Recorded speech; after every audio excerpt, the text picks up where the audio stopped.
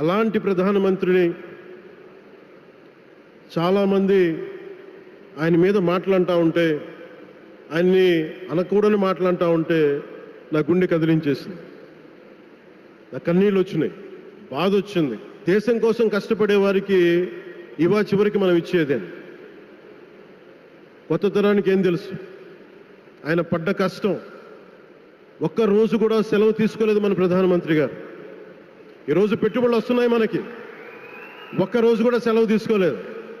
శత్రు దేశాలు, మన అభివృద్ధికి ఈర్ష్యపడే పశ్చిమ దేశాలు, వీటన్నిటినీ తట్టుకొని ఒకవైపు విదేశాల్లో ఉండే శత్రువులతో పోరాడాలి, దేశాన్ని అభివృద్ధి పదంలో తీసుకెళ్దామంటే అంతర్గత శత్రువులతో పోరాడాలి.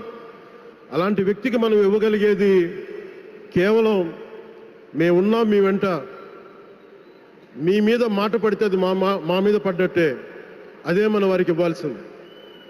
నిజంగా ఆయన జంతర్ మంత్రులు అన్ని మాట్లాడుతూ ఉంటే నేను ఈ రోజున ప్రధానమంత్రి గారికి ఒకటే ఇస్తున్నాను, మిమ్మల్ని కొట్టే నాయకుడు లేడు ఈ భారతదేశంలో,